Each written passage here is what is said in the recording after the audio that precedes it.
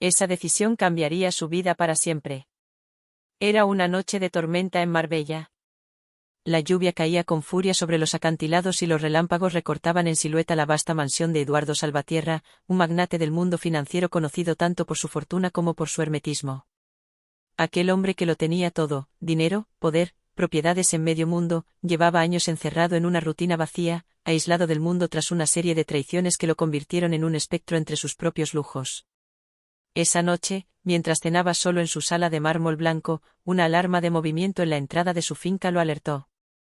Se levantó, algo molesto, pensando en un intruso o un animal perdido. Pero cuando las cámaras enfocaron la entrada principal, su ceño se frunció, una figura empapada, tambaleándose, se desplomaba justo frente a las puertas de hierro forjado. Corrió hacia ella, sorprendido por su propio impulso. No solía involucrarse en nada que no estuviera programado o blindado por cláusulas legales. Pero había algo en esa imagen que lo empujó sin pensarlo. Era una mujer joven, con el rostro cubierto de sangre y tierra, un vestido desgarrado, descalza, jadeando como si hubiera huido de algo o de alguien. «Necesitamos ayuda médica», gritó al intercomunicador, mientras la alzaba en brazos con cuidado. «Que venga el médico de inmediato». La llevó dentro, al gran salón principal, donde las luces tenues resaltaban su piel pálida y su expresión de dolor. El doctor personal de Eduardo llegó 20 minutos después, lo cual le pareció una eternidad. Durante ese tiempo, la mujer abrió los ojos por momentos, murmurando palabras sin sentido, pero una frase quedó clara, susurrada con un tono de angustia. «No dejes que me encuentren, por favor». Eduardo no dijo nada, pero su mente ya no descansaba. ¿Quién era ella? ¿De quién huía? Y lo más desconcertante, ¿por qué le importaba tanto? Cuando el doctor terminó de atenderla, le informó que no parecía tener heridas graves, más allá de los rasguños, el agotamiento extremo y una posible conmoción cerebral. ¿Ha dicho algo?, preguntó el médico. Solo que no quiere ser encontrada, respondió Eduardo, observándola mientras dormía en el sofá. Quédate vigilándola esta noche. Esa madrugada, mientras el sonido de la tormenta menguaba y el silencio volvía a dominar la mansión, Eduardo no logró dormir. Algo en esa mujer lo inquietaba. Y no era solo su apariencia física, aunque tenía una belleza innegable y trágica, sino la sensación de que no había sido casualidad que apareciera justo allí, frente a su puerta, como si el destino hubiera tirado una carta sin previo aviso. A la mañana siguiente, cuando el sol apenas asomaba entre las nubes, ella despertó con un sobresalto. Se incorporó de golpe, jadeando, buscando algo con los ojos hasta que su mirada se cruzó con la de Eduardo, que la observaba desde una butaca a pocos metros. «Tranquila», le dijo con voz serena. «Estás a salvo». Ella lo miró unos segundos, como evaluando si podía confiar en él. Luego bajó la mirada, temblorosa. «Gracias por ayudarme. No sabía a dónde más ir». «¿Quién eres?», preguntó Eduardo, sin rodeos. «¿Y qué te ha pasado?». Ella dudó. Luego respondió, con una voz apenas audible. «Me llamo Lía. Y si te lo digo, puede que tú también estés en peligro». Eduardo se inclinó hacia ella, más intrigado que nunca. «Entonces tendrás que decirme todo, Lía. Porque ya estoy involucrado. Y no soy un hombre que deja las cosas a medias». Ella lo miró de nuevo. En sus ojos había miedo, sí, pero también algo más profundo, una determinación feroz, la de alguien que ha visto lo peor del mundo y aún así ha decidido no rendirse. «No fue un accidente que apareciera frente a tu casa. Te buscaba. Pero no por lo que tú crees». Eduardo no se movió. Aquellas palabras quedaron suspendidas en el aire como un eco imposible de ignorar. El silencio entre ellos se volvió tenso, casi eléctrico. Lía bajó la vista, como si temiera su reacción, pero al mismo tiempo se preparara para lo inevitable. «¿Me buscabas?», repitió él, sin cambiar el tono de su voz, pero con una mirada afilada que analizaba cada gesto, cada temblor. «¿Por qué?». Ella tragó saliva, se incorporó con lentitud y cerró los ojos por un segundo, como si reviviera una escena dolorosa antes de hablar. «Hace 3 semanas, mataron a mi hermana. Dijeron que fue un robo, que había sido un accidente, pero yo sé que no. Ella estaba investigando algo grande. Trabajaba para una fundación que rastreaba transferencias ilegales de fondos, lavado de dinero. Había descubierto una red, poderosa, secreta. Eduardo no parpadeó, pero sintió una punzada de incomodidad. Sabía mejor que nadie cómo funcionaban esos mundos en las sombras. No porque fuera parte de ellos, sino porque durante años había tenido que navegar por sus márgenes, rozando el filo sin dejarse atrapar. ¿Y qué tiene que ver conmigo? Lía levantó la mirada, clavándola en la suya. Había fuego en sus ojos. Ella mencionó tu nombre. Dijo que si algo le pasaba, yo debía buscarte. Que tú podrías ayudarme. El corazón de Eduardo se aceleró, aunque su rostro no delataba emoción alguna. Se levantó despacio, caminó hacia la ventana y se quedó allí, contemplando el jardín aún húmedo por la lluvia. Las gotas colgaban de los rosales como lágrimas congeladas. ¿Cuál era el nombre de tu hermana? Camila Herrera. Eduardo cerró los ojos. Sí, ese nombre le sonaba. No la había conocido en persona, pero alguien en su equipo había mencionado informes suyos, de una auditora implacable que estaba detrás de ciertos movimientos oscuros en Europa del Este, conexiones con sociedades pantalla en Luxemburgo, transferencias a paraísos fiscales en las Islas Caimán. Ella pensaba que tú no eras como los demás. Que aún tenías principios. Y si lo que sospechaba era cierto, estabas en peligro también. Había nombres, códigos, transacciones. Algo grande. Me envió un archivo antes de morir. Me dijo que lo protegiera, que lo escondiera hasta encontrar ayuda. Eduardo se giró, lentamente. Lía no parecía una mujer frágil. Estaba herida, sí, pero se notaba que había tenido que luchar para sobrevivir, que no era la primera vez que huía ni la primera vez que perdía algo. ¿Dónde está ese archivo? En la nube. Encriptado. Solo puede abrirse con 2 claves. Una la tengo yo. La otra, la tenía ella. O eso creía. ¿Y por qué crees que están detrás de ti? Porque intentaron secuestrarme anoche. Me siguieron. Revisaron mi casa. Me buscaron en la estación. No sé cómo me escapé. Solo, corrí. Y terminé aquí. No fue casualidad. Fue instinto. Eduardo la observó durante varios segundos.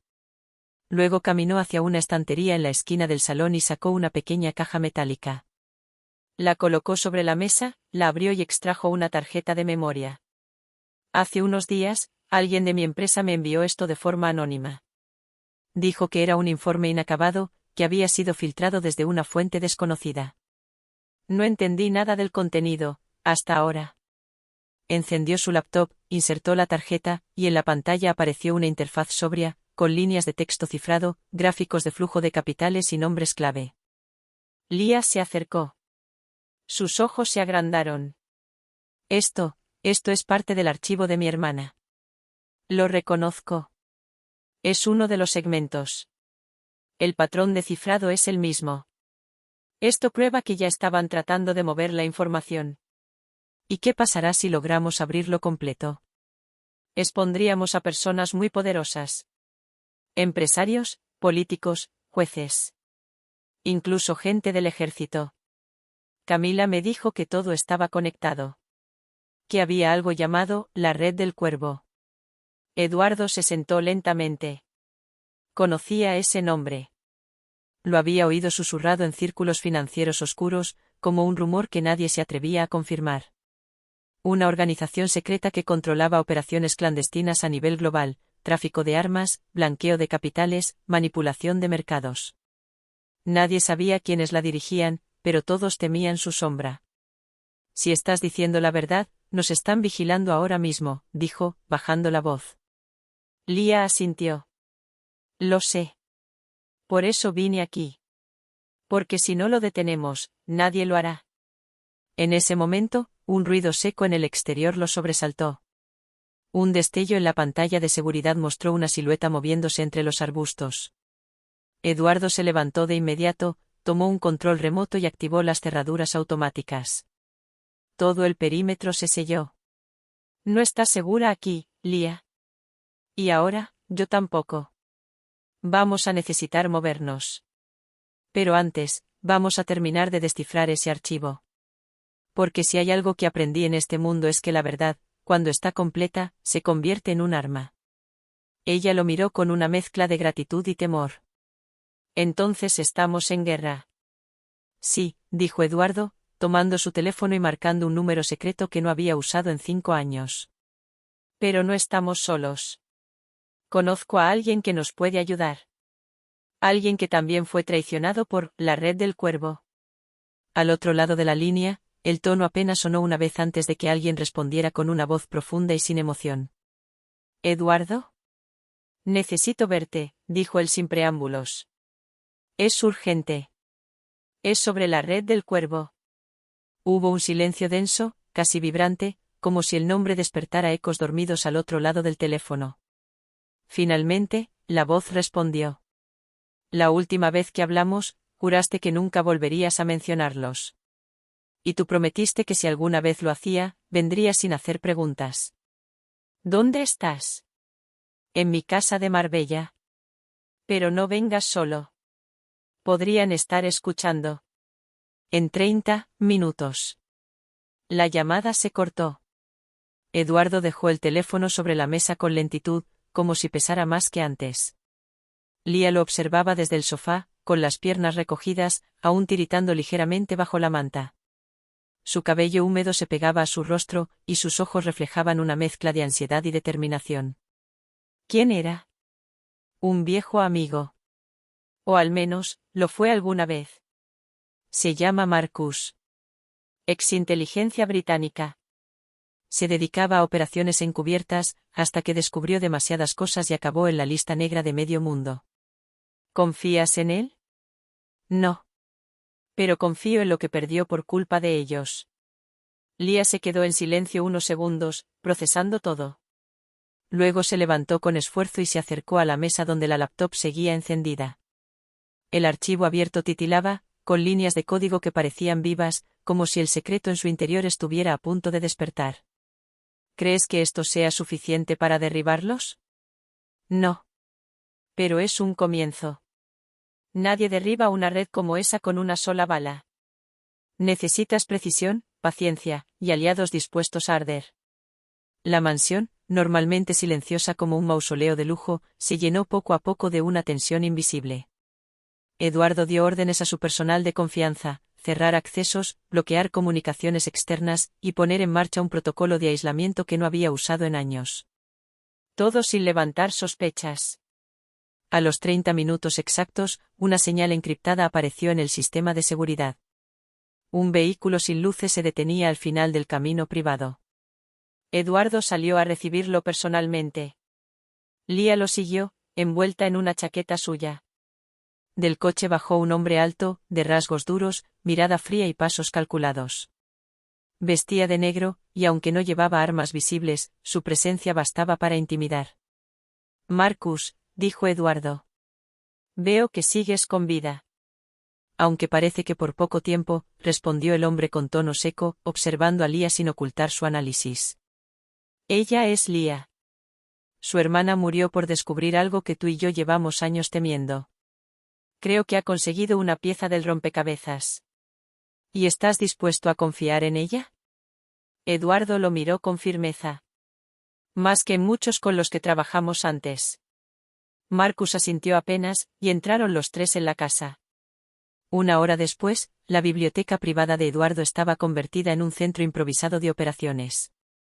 Marcus había traído su propio equipo, dispositivos de rastreo, inhibidores de señal, un sistema portátil de descifrado. Lía les mostró la mitad del archivo que conservaba en su cuenta cifrada, y Eduardo aportó la otra pieza con la tarjeta recibida días atrás. Los datos comenzaron a alinearse.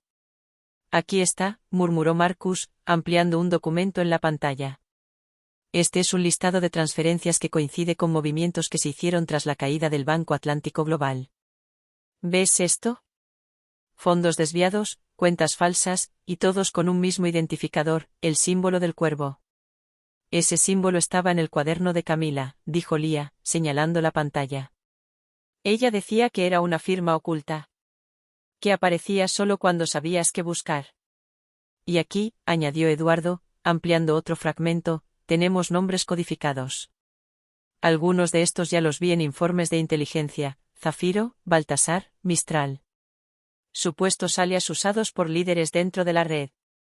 ¿Qué pasa si los desencriptamos?, preguntó Lía, apenas respirando. Marcus la miró de reojo. Si los nombres verdaderos salen a la luz, no podremos detener lo que venga. Te seguirán. Nos seguirán. No estamos hablando de empresarios corruptos. Esto es un consorcio de poder global. Gobiernos incluidos. Entonces vamos a necesitarlos, dijo Eduardo, levantándose. A los que aún no han sido comprados. A los que perdieron algo por culpa de ellos. No será una filtración. Será una cacería. Marcus sonrió por primera vez.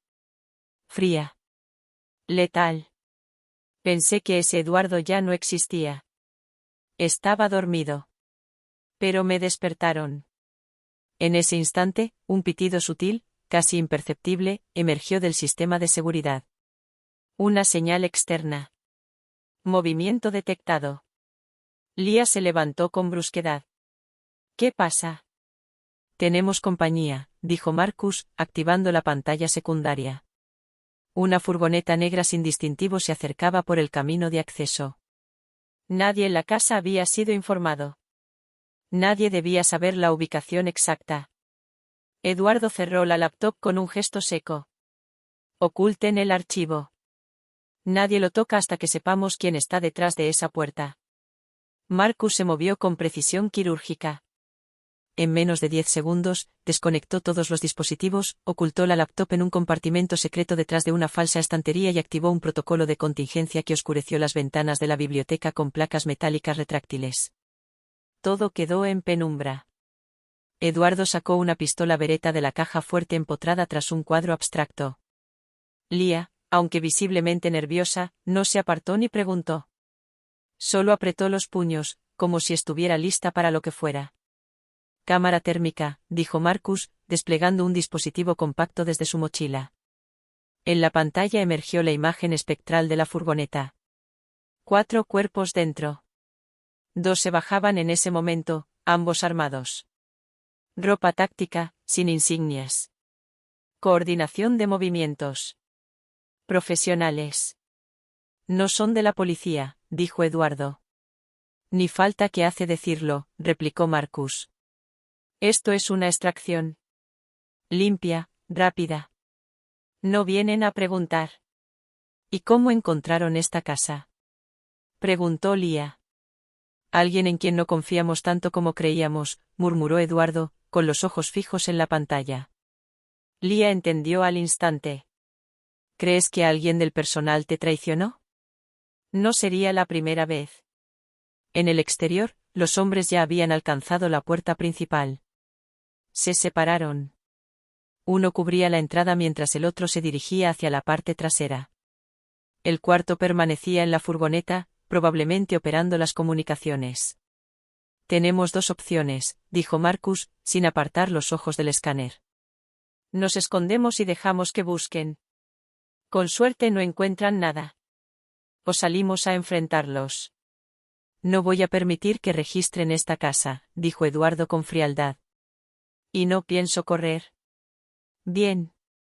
Yo cubro la entrada trasera. Tú vas por el frente. Silencio absoluto. No dispares hasta estar seguro. ¿Y yo?, preguntó Lía. Marcus dudó por un instante. Luego le entregó un pequeño comunicador y una navaja retráctil. Si alguien entra aquí, no hables. No corras. Y si te tocan, usas esto. No para asustar. Para sobrevivir. Lía asintió. No había ni rastro de debilidad en su mirada. Eduardo se movió por el pasillo principal en silencio, descalzo, con la pistola en alto. Cada sombra parecía contener una amenaza. Al llegar al recibidor, se colocó detrás de una columna de mármol y esperó. El picaporte de la puerta giró lentamente. Alguien había desactivado la alarma desde fuera. Eduardo sintió el pulso acelerarse. Respiró hondo, lento. Cuando la puerta se entreabrió, disparó. El primer impacto alcanzó al intruso en el hombro. Cayó hacia atrás con un grito ahogado. Eduardo se lanzó hacia él y lo inmovilizó con una llave rápida, arrebatándole el arma. El hombre trató de hablar, pero Eduardo le puso el cañón en la boca. ¿Quién te envió? No, no puedo decirlo, me matarán. Y si no hablas, morirás aquí. Baltasar. Gimió el hombre. Él nos envió. Dijo que la chica estaba aquí. Que tenía el archivo. Ese nombre. Uno de los alias del informe. Eduardo sintió una ola de rabia fría. Iban directo al corazón. Y no iban a detenerse. Una ráfaga de disparos resonó en la parte trasera. Marcus había entrado en acción. Eduardo esposó al atacante con bridas de plástico y se comunicó con él. ¿Estado? Uno fuera. Otro escapó por el muro este. El conductor arrancó la furgoneta. Voy tras él. No. Déjalo ir. Si se escapa, nos lleva al nido. Coloca un rastreador. Marcus respondió con un seco hecho y desapareció entre los árboles. Eduardo regresó a la biblioteca. Lía seguía en su sitio, jadeando levemente, con la navaja apretada en la mano. ¿Estás bien? Sí, pero pensé que iban a entrar. Escuché los disparos. Todo está bajo control. Pero esto solo empieza. Marcus regresó 20 minutos después, empapado en sudor y con una expresión severa. Le coloqué un rastreador a la furgoneta. Se dirigían al norte, hacia la autopista A7. Tengo coordenadas. ¿Crees que lo sabrán? Tal vez no. Lo pegué bajo el chasis, entre el eje y el tubo de escape. Si no revisan con un espejo, pasará desapercibido. Eduardo se sirvió un vaso de coñac y bebió de un trago. Tenemos que movernos. Este lugar ya no es seguro. Si encontraron esta casa, encontrarán la próxima. Marcus se acercó a la laptop, ahora nuevamente conectada, y la revisó. El archivo completo ya está reconstruido. Necesitamos subirlo a un servidor externo, uno que no puedan tumbar. Y necesitamos a alguien que pueda autenticarlo. Una fuente creíble. ¿Tienes a alguien? Tengo a una periodista en Madrid. Julia Morel. Trabajó en El Observador hasta que la echaron por publicar sobre corrupción bancaria. Es obstinada, honesta, y no se deja comprar. Entonces será nuestro contacto. Marcus se giró hacia Lía. ¿Puedes viajar? Puedo hacer lo que haga falta. Entonces nos vamos. Esta noche. Eduardo cerró la laptop con un clic seco. Llévala tú, Marcus. Lía y yo saldremos en otro coche. Sin escolta. Sin ruido. ¿Y tú? Preguntó Lía, sin poder evitar un gesto de preocupación. Yo voy a hacer una visita. A alguien que figura en ese archivo. Alguien que me juró lealtad, y ahora aparece vinculado a los fondos del Cuervo. Si me mintió, lo sabré. Y si es culpable, me lo va a decir antes de que amanezca. El reloj marcaba las 3:27 de la madrugada cuando Eduardo llegó a la finca escondida entre los olivos de Córdoba. Había conducido sin luces, por caminos secundarios, esquivando rádares y vigilancias. El aire era denso, el cielo opaco. Allí, tras una verja de hierro forjado, estaba la mansión de Álvaro Falcón, uno de los banqueros más discretos y poderosos de Europa, mentor de Eduardo en sus primeros años y ahora, según el archivo filtrado, uno de los nodos principales de la red del Cuervo. Se bajó del coche, solo, con el abrigo cerrado hasta el cuello y la pistola oculta en la espalda. Tocó el timbre 3 veces. Un silencio cortante se hizo presente. Finalmente, una figura apareció en la penumbra. Era Falcón, canoso, elegante, como si el tiempo no lo hubiera tocado. Su sonrisa era tan controlada como siempre. Eduardo. ¡Qué sorpresa! No más que la mía, Álvaro. El anciano lo hizo pasar. Ninguno de los dos necesitó hablar de lo que sabían. En el despacho, Eduardo colocó la laptop sobre el escritorio de madera de nogal. Abrió el archivo. Le mostró las transacciones. Los nombres. Las conexiones. Cada línea de datos era un latigazo de traición. Falcón no se inmutó. ¿Y qué esperas ahora? ¿Una confesión? No. Espero una elección. Tú sabías quiénes eran. Permitiste que operaran desde tus bancos. Tapaste el rastro del dinero. Protegiste a criminales de guerra, a dictadores, a traficantes. Y todo por poder. Falcón entrecerró los ojos. Su voz fue apenas un susurro. Todos jugamos, Eduardo. Algunos ganan, otros pierden. Eso es el mundo. No, dijo él, levantándose. Eso es la sombra. Y ya no voy a vivir en ella. Eduardo le arrojó una carpeta sobre la mesa. Fotos, nombres verdaderos, rutas de escape. Copias del archivo completo. Luego, sin mirar atrás, salió. No hubo disparos. No hubo gritos. Solo la decisión silenciosa de un hombre que, por fin, entendía que la verdadera guerra no se libra con balas, sino con verdad. Mientras tanto, en Madrid, Lía y Marcus se encontraban en un estudio clandestino, rodeados de cables, pantallas y tensión. Julia Morel, de rostro decidido y ojos brillantes, estudiaba el archivo con un fervor casi religioso. Esto no es solo una historia, dijo ella, apenas respirando. Esto es una bomba. Si lo publico, caerán gobiernos. No busques justicia, le advirtió Marcus. Busca exposición. Justicia, viene después. Julia asintió. En los minutos siguientes, el archivo fue cargado en 3 servidores independientes, encriptado con seguridad militar, y enviado a una red de periodistas internacionales. La noticia era inevitable. Y cuando estalló, el mundo no volvió a ser el mismo. Titulares comenzaron a llenar las pantallas del planeta. Asterisco, la red del cuervo expuesta, la red secreta que controlaba el mundo. Asterisco. Asterisco, escándalo global, banqueros, jueces y políticos implicados en conspiración financiera. Asterisco. Asterisco, testimonio exclusivo de Lía Herrera, hermana de la periodista asesinada. Asterisco. La indignación fue inmediata. Masas salieron a las calles. En varias capitales, se abrieron investigaciones de emergencia. Algunos intentaron escapar. Otros se quitaron la vida. Pero muchos fueron capturados. La red comenzó a desmoronarse, nodo a nodo, como un castillo de cartas construido sobre siglos de impunidad. Pero no todo fue celebración.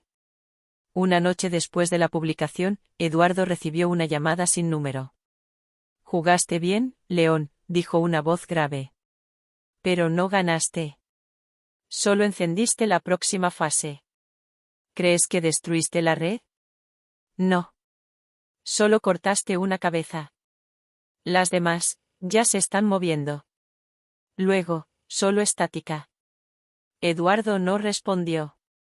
Miró por la ventana de su nuevo refugio, una casa austera en un rincón remoto de los Pirineos. El mundo seguía girando. La sombra seguía viva. Pero también la luz. Un mes después, Lía visitó la tumba de su hermana en un pequeño cementerio de montaña. Colocó una rosa blanca y una copia impresa del artículo de Julia Morel. El viento soplaba con fuerza, pero ella no tenía frío. Por primera vez en mucho tiempo, sentía paz. «Lo logré, Camila», susurró. «Lo hicimos». A su lado, Eduardo la observaba en silencio. No como un millonario. No como un estratega. Sino como un hombre que, tras haber vivido rodeado de poder, había entendido que el verdadero valor estaba en atreverse a decir la verdad, aunque costara todo. Marcus los esperaba a unos metros, junto al coche, con un dossier en las manos. Cuando Eduardo regresó, se lo entregó. Ya empiezan a moverse de nuevo. Nuevas rutas. Nuevos nombres. Eduardo lo leyó en silencio. Luego miró a Lía. «¿Estás lista?» Ella asintió, sin dudar. Siempre. Y así, sin necesidad de aplausos ni cámaras, sin medallas ni reconocimientos, comenzó la segunda fase. No una venganza. No una cruzada. Sino una red nueva. De verdad. De resistencia. Una guerra silenciosa donde cada palabra era una bala, y cada verdad, un disparo al corazón del monstruo. Porque en un mundo donde el poder se oculta en la sombra, hay quienes eligen encender una llama. Y a veces, una sola llama, puede incendiar el mundo entero.